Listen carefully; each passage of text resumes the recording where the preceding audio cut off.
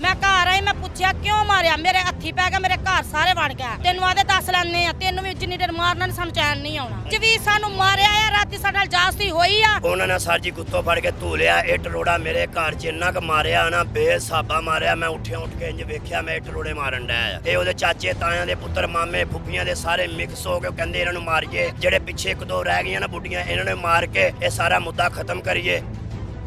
अस्सलाम वालेकुम नाज़रीन, मैं हूं एडी मलिक और मैं इस वक्त चौकी बेगम कोर्ट के बाहर मौजूद हूं। मेरे साथ कुछ ख़वातीन और कुछ मर्द मौजूद हैं।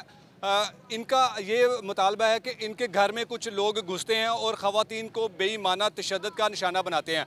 गुज़श्ता रोज़ आपने एक सोशल मीडिया पर वीडियो देखी होगी कि थाना सफदराबाद जो कि शेखोपुरा के हदूद में आता है कि एक ख़ातून को कुछ नामालूम मुलजमान ने बरहना करके उसको तशद्दुद का निशाना बनाया। लेकिन इससे पहले और इसके बाद जो इस तरह के वाक़यात हैं, ख़वातीन को तशद्दुद का निशाना बनाना और उनको बरहना करना, इन वाक़यात में कमी लाने वाले जो हमारे कानून नाफज करने वाले अदारे हैं वो आंखें बंद कर सोए हुए हैं। इनके साथ जिस तरह ये वाक़या पेश आया, कुछ लोग जो मंशियात फ़रोश है, नाजायज़ फ़रोश है, वो इनके घर में दाखिल होते हैं, इन पर तशद्दुद करते हैं। जब ये अपना मुतालबा लेकर, जब ये अपने साथ होने वाली ज़्यादती के बारे में पुलिस हकाम को बताते हैं तो पुलिस वाले इनको टाल मटोल कर देते हैं कि हमें नहीं पता, आप लोगों का रोज़ का काम है। लेकिन इनसे जानते हैं कि आपकी अब तक क्या कार्रवाई हुई है, क्या पुलिस ने किसी मुलज़म को गिरफ्तार किया और कौन लोग थे जिन्होंने आपके घर में घुसकर आप लोगों को तशद्दुद का निशाना बनाया। बाजी कौन लोग सी जिन्होंने मारे? रियाजू, शराफत,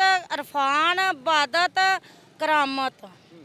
कौन है? ये चंगड़ आ, साडी गली दे विच रहदे, पाउडर वेचदे आ, डकैतियां करदे आ, पिस्तौलां रख के इत्थे दिमाग दे उत्ते रजाना दे गन पैण ते। असी माड़े लोग, असी गरीब, असी मेहनत करते। बच्चा मेरा गत्ते का काम करता, मियाँ मेरा गत्ते का काम करता, असी कारोबार नसान, सानू बार बार तंग करते आ। मारन दी की वजह सी की? मारन दी ऐसी, मेरे बच्चे नाल उत्थे रेड़ा छड्डन दिया, मेरा बच्चा गेमां दे विच खड़ा आ, उन्हां ने फड़ के गेम दी पिछों मार दित्ती, स्टिक मारी। मैं घर आई, मैं पूछा क्यों मारिया, मेरे हथी पै गया, मेरे घर सारे वड़ गया।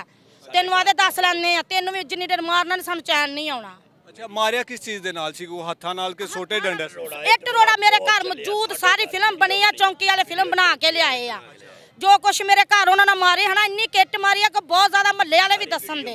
नजायज फरोश ने ते पुलिस इन्होंने फड़दी क्यों नहीं? कोई नहीं फड़दी। आज तो 5 दिन हो गए, मैं शेखपुरे सी अपने सोहरिਆਂ ਦੇ घर, मेरे बच्चे नाल उन्हें जास्ती की। मैं फोन किया थानेदार ने उत्थे दरखास्त लिख के लिया, उन्हें मेरा कुछ नहीं किया। और थानेदार मैनूं आदा अच्छा मैं अज फड़दा, मैं कल फड़दा, हाले तक फड़िया। अज बंदा एक फड़िया चौंकी इंचार्ज ना, उन्हें मेरा इंसाफ किया। उन्हें आख्या मैं तेनों इंसाफ दां। कितने दिन हो गए वाकया? 4-5 दिन हो गए, 4-5 दिन। 5 दिनों तो बाद अज पुलिस ने फड़िया वो बंदा? अज फड़िया, अज भी सानू मारिया आ, राती साडे नाल जास्ती होई आ, पुलिस मौके ते गई आ, ते फिर अज तां वास्ते फड़िया गया आ। पुलिस फड़दी क्यों नहीं सी पहले? कोई नहीं फड़दे सी, आदे सी अज फड़दे आ, कल फड़दे। मैनूं इंसाफ किया जावे, मेरा एक बच्चा आ, मेरा मियाँ आ, मेरा होर कोई नहीं इत्थे हैगा। अच्छा, कौन सी उदों तुसीं कित्थे गए सी जदों ये सारा वाकया होया? मैं शेखोपुरे गया ही, मगर मेरे पुत्र कल्ले नूं मारिया। मैं शेखोपुरे आया वापस, मैं घर आन के सुता होया आ। मेरी बुढ़ी आ इत्थे कोल मेरे बैठी आ, उधरों मेरी छोटी साली आ, ओदी गुत्त फड़ के पौड़ियां मेरियां दे विचों धू के बाहर लै गए। सारी मेरे महल्ले च कैमरा लगा, रिकार्डिंग बनी हुई आ। उन्होंने सर जी गुत्तों फड़ के धूलिया, इट रोड़ा मेरे घर च इन्ना क मारिया ना, बेसाबा मारिया। मैं उठ के इंज वेखिया, मैं इट रोड़े मारन डया। ठीक है, कोई दुश्मनी उन्हां दे नाल? साडी दुश्मनी ये आ, जवेट टाउन एक बुढ़ी मारी साडी, एक बंदा मारिया साडा जवेट टाउन। वो 2 बंदे अगे अंदर आ, वो खारां साडे विचों कढदे आ।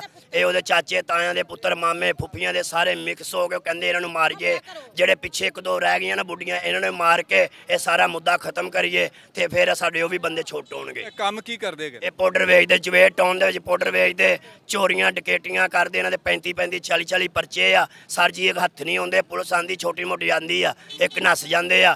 ए हुण 50 सिफारशी इन्हां दे पिछे आए गए, इन्हां नूं भी अंदर फड़ के दाखल किया जावे। हाँ, जेड़े मगर इन्हां दे आंदे मिंट बाद कोई काम हो जांदा, इन्हां दे मगर आ जांदे आ। ठीक है, सिफारशी पैसा लांदे, सिफारिशां होंदियां, साडी कोई नहीं सुनदा। असीं मर गए आ, प्यो पुत्तर आ, सानूं 50 वारी साडे नाल जास्ती हो गई।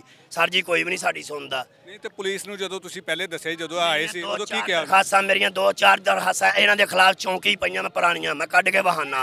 मेरा हल्ले तिक्कर मेरा उन्हां दा कुछ नहीं बनिया दरखास्तां दा। ਪੁਲਿਸ ਕੀ ਕਹਿੰਦੀ ਹੈ? ਪੁਲਿਸ ਕਹਿੰਦੀ ਕੋਈ ਕਾਰਵਾਈ ਕਰਾਂਗੇ ਇੱਕ ਦੋ ਵਾਰੀ ਕਰਦੀ ਹੈ, ਮੁੜ ਕੇ ਬਹਿ ਜਾਂਦੀ ਹੈ, ਅਗਲੇ ਦੱਬਾ ਮਾਰ ਕੇ ਉੱਥੇ ਦੇ ਉੱਥੇ ਕੰਮ ਬੰਦ ਕਰ ਦਿੰਦੀ ਹੈ। ਤੁਸੀਂ ਕੀ ਚਾਹੁੰਦੇ ਹੋ, ਕੀ ਹੋਣਾ ਚਾਹੀਦਾ? ਅਸੀਂ ਚਾਹੁੰਦੇ ਇਨਸਾਫ ਹੋਵੇ। ਮੈਂ ਅੱਗੇ ਮੇਰਾ ਵੀਡੀਓ ਆ ਨਾ ਹੋਵੇ, ਮੇਰੇ ਕੋਲ ਸਾਨੂੰ ਇਨਸਾਫ ਚਾਹੀਦਾ ਹੈ, ਸਾਨੂੰ ਕਾਨੂੰਨ ਕੋਲੋਂ ਇਨਸਾਫ ਚਾਹੀਦਾ ਕਿ ਤੇ ਐਸੇ ਤਰ੍ਹਾਂ ਕਿਸੇ ਦੇ ਘਰ ਨਾ ਵੜਨ, ਇਸ ਤਰ੍ਹਾਂ ਕਿਸੇ ਦੇ ਘਰ ਘੁਸਣ ਨਾ, ਕਿਸੇ ਦੀ ਡਕੈਤੀ ਨਾ ਕਰਨ, ਸਾਨੂੰ ਬਸ ਇਨਸਾਫ ਚਾਹੀਦਾ ਆ। ਅੱਛਾ, ਤੇ ਜਦੋਂ ਤੁਹਾਡੇ ਘਰ ਆਏ ਸੀ ਕਿੰਨੇ ਲੋਕ ਸੀ? ਇਹ ਤੋਂ 50 ਤੋਂ ਲੋਕ 100 ਲੋਕ ਸੀ। ਚੰਗੜ ਕੌਮ ਬੜੀ ਇਕੱਠੀ ਹੋ ਜਾਂਦੀ ਆ। ਮੇਰੀ ਵੀਡੀਓ ਬਣਾ ਕੇ ਲਿਆਇਆ ਆ ਮੁਲਾਜ਼ਮ। ਤੁਹਾਡੇ ਕੱਪੜੇ ਵੀ ਫਾੜ ਦਿੱਤੇ ਸੀ? ਕੱਪੜੇ ਵੀ ਫਾੜੇ ਆ। ਮੇਰੀ ਉਹ ਜਿਹੜੀ ਛੋਟੀ ਭੈਣ ਜਿਹਨੂੰ ਖਿੱਚਦੇ ਸੀ ਪੌੜੀਆਂ ਦੇ ਥੱਲੇ ਲਾਉਂਦੇ ਸੀ ਨਾ, ਉਹਦੇ ਕੱਪੜੇ ਪਾਟੇ ਸਾਰੇ। ਪੁਲਿਸ ਨੇ ਪਰਚਾ ਕਰ ਦਿੱਤਾ ਹੈ ਕਿ ਅਜੇ ਸਿਰਫ ਦਰਖਾਸਤ ਲੈਤੀ? ਕੁਛ ਨਹੀਂ, ਪਰਚਾ ਕੱਲ ਦਾ ਪਰਸੋਂ ਦਾ ਕੋਈ ਨਹੀਂ ਪਰਚਾ ਹੋ ਰਿਹਾ। ਪਰਚਾ ਨਹੀਂ ਕੀਤਾ, ਦਰਖਾਸਤ ਮੇਰੀ ਲਿਖੀ, ਬੰਦਾ ਅੱਜ ਫੜ ਕੇ ਲਿਆਇਆ। ਚੌਂਕੀ ਇੰਚਾਰਜ ਨੇ ਅੱਜ ਕਿਹਾ ਕਿ ਮੈਂ ਤੇਰਾ ਇਨਸਾਫ ਕਰਾਂਦਾ। ਉਹ ਵੀ ਮੈਂ ਡੀਐਸਪੀ ਦਾ ਗਈ ਆ ਤੇ ਚੌਂਕੀ ਇੰਚਾਰਜ ਨੇ ਕਿਹਾ ਕਿ ਬੇਟਾ ਮੈਂ ਅੱਜ ਤੇਰਾ ਇਨਸਾਫ ਕਰਾਂਗਾ, ਮੈਂ ਅੱਜ ਫੜ ਕੇ ਲਿਆਇਆ ਆ। ਮੋਟਰਸਾਈਕਲ ਵੀ ਚੋਰੀ ਇਹਨਾਂ ਨੇ ਕੀਤੀ ਆ। ਅੱਜ ਤੋਂ ਕੋਈ 2-3 ਮਹੀਨੇ ਪਹਿਲੇ, ਉਦੋਂ ਵੀ ਸਾਡੀ ਇਹਨਾਂ ਨੇ ਨਹੀਂ ਸੁਣੀ ਚੌਂਕੀ वालियां ना। जी नाज़रीन, जब तक पुलिस ऐसे लोगों के खिलाफ कार्रवाई नहीं करेगी तो इस तरह के वाक़यात रुकने का नाम ही नहीं लेंगे भी।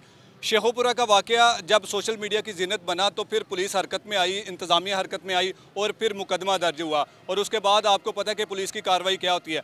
पुलिस तब तक कोई भी कार्रवाई नहीं करती जब तक बड़ा वाक़या ना हो जाए, जब तक इनके चेहरों से निकाब ना हटाया जाए। ये लोग अगर हमारे साथ रब्ता करते हैं तो इसकी वजह ये होती है कि पुलिस इन लोगों के साथ किसी भी किस्म का तौवन नहीं कर रही होती। शादरा पुलिस के बारे में हमारे पास जो इतनी जो खबरें हैं कि इस इलाके में मंशियात सरेआम फ़रोख्त होती है। जब किसी मंशियात फ़रोश को गिरफ़्तार किया जाता है तो यहाँ के मुकामी जो सफारशी लोग हैं वो उनके पास सफारिश लेकर आ जाते हैं और जो आईओ जो इंचार्ज यहाँ पर तैनात होता है उनको पहले से ही नवाज दिया जाता है कि जी आपने इन लोगों के ख़िलाफ़ कोई कार्रवाई नहीं करनी। और फिर ऐसे ही लोग, ऐसे ही क्रिमिनल लोग जो होते हैं वो किसी के शरीफ आदमी के घर में घुसते हैं, उनकी ख़वातीन को बरहना करते हैं, उन पर तशद्दुद करते हैं। लेकिन आखिरकार कब तक आपको जवाब देना होगा। आपको मंशियात फ़रोशों के, नाजायज़ फ़रोश लोगों के ख़िलाफ़ हरकत में आना होगा। आपको इसलिए यहाँ पर नहीं बिठाया जाता है कि आप अपनी मर्ज़ी के काम करें और जो गरीब आदमी है उन पर जुल्म होता रहे, ज़्यादती होती रहे, उनको कोई पूछने वाला नहीं है।